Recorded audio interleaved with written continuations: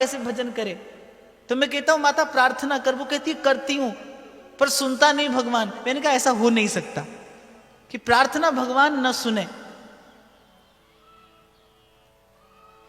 जिसे मैं जानता हूं उसका स्वभाव तो कुछ ऐसा है, जो मांगे ठाकुर अपने से सोई सोई दे। नानक दास मुख ते जो बोले, यहाँ वहाँ सच होवे। विचार ही ना लाइए कभी अपने मन में, कभी ना लाइएगा ये बात कि मैं प्रार्थना करूं और प्रभु नहीं सुनेंगे। ऐसा तो संभव ही नहीं। चतुर्दिशा कीनो बल अपनो, सिर ऊपर कर तारे हो। प्रार्थना करने के लिए किसी दिशा विशेष में देखने की आवश्यकता नहीं है, न तो स्थान की आवश्यकता है, न मुहूर्त की आवश्यकता है, किसी की भी आवश्यकता नहीं है। जे रब मिलदा नातियां तोतियां ते मिलदा डड्डूआं मच्छियां, ते जे रब मिलदा जंगल फिरियां ते मिलदा गावां बच्छियां, जे रब मिलदा विच मसीती ते मिलदा कौमां कच्चियां, बुल्ले शाह रब उन्हां नूं मिलदा नीतां जिन्हां दियां सच्चियां।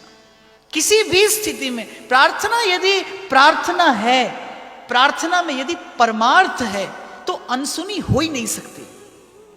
तो जब कोई माता कहती ना कि प्रार्थना करती हूं बालक भजन करे, नहीं सुनता वो, तो मैं कहता हूं प्रार्थना ही नहीं होगी।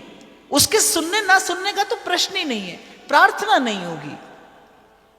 क्योंकि जब आप कहते हैं ना कि मेरा बालक भजन करे, फिर वो प्रार्थना स्वार्थ से दूषित हो जाती है।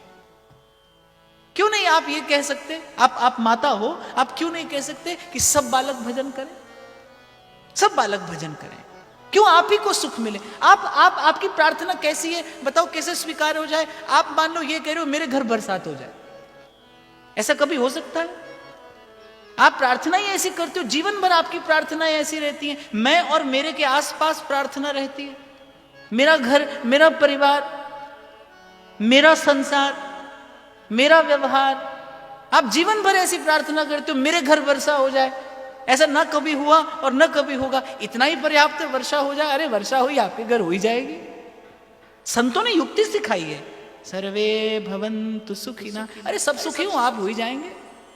और भरोसा रखना भाई मेरी बात का, मैं ये बात मैं माताओं से कह रहा हूं, क्योंकि आपके पास भाव की संपत्ति अधिक होती है, आपके पास स्नेह अधिक है, आपके पास वात्सल्य अधिक है, आपके पास करुणा अधिक है, आपके पास दया अधिक है, आपके पास प्रेम का भाव भी अधिक है। इसीलिए आपसे ये बात कह रहा हूं, कुछ दिन भजन करिए केवल इस बात से, इस भाव से कि संसार का प्रत्येक बालक भजन करे। प्रत्येक करे नहीं करे, आपका अवश्य करने लगेगा। निश्चित रूप से आपके बालक में यह परिवर्तन आएगा। और यही मन का स्नान है। मेरे महाप्रभु यहीं से उस प्रेम के पथ में प्रवेश करने की विधि आरंभ करते हैं। सब सोहित निष्काम मति निष्काम, सबका हित, लेकिन इसके प्रत्युत्तर में मुझे क्या मिले, ये विचार, यही विचार आपकी प्रार्थना को दूषित करता है। जब आप कहते हैं ना सुख मिले किसे, मुझे, बस यही आपकी प्रार्थना दूषित हो जाती है। और आप देखो श्री ठाकुर जी के सेवा में जो पुजारी रहता है, जो सेवक रहता है, आप कभी उसको सड़ा गला फल दो, भोग लगा दो, वो लगाएगा नहीं, वो द्वार से लौटा देगा, क्योंकि वो फल प्रभु के निकट जाने योग्य नहीं है। मुरझाया फूल भगवान के निकट नहीं जाएगा। वो वहां सेवक बनकर खड़ा ही इसलिए है कि कोई अनुचित वस्तु, अनुचित व्यक्ति प्रभु के पास न जाए। ऐसे ही आपकी प्रार्थना के शब्द वहां पहुंचने से पहले प्रकृति लौटा देती है। आपके और उसके बीच में प्रकृति है, वो लौटा देती है आपकी प्रार्थना के शब्द। जब वो सड़े गले होते हैं, जब वो दूषित होते हैं स्वार्थ से, तब आपकी प्रार्थना वहां तक पहुंचती नहीं। पहुंचे तो अनसुनी हो ही नहीं सकती। चतुर्दिशा कीनो बल अपनो, सिर ऊपर कर तारे हो। कृपा कटाक्ष अवलोकन कीनो, दास दास को दुख बिदारे हो। और आपसे एक प्रश्न पूछता हूं मैं, आपका बालक किसी दिन किसी को चोट मार के आए, किसी को अपशब्द कह के आए, किसी को अभद्र शब्द कह के आए, आपका बालक ये करके घर आए, आपके हृदय से उसके लिए आशीर्वाद निकलेगा? नहीं। क्रोध, खीज, यही प्रतिक्रिया होगी आपकी। आपका बालक किसी भूखे को भोजन करा के आए,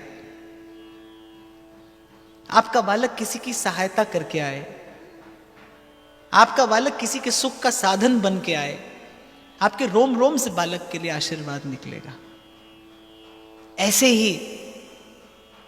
ऐसे ही जब आप सर्व के सुख की कामना करते हैं,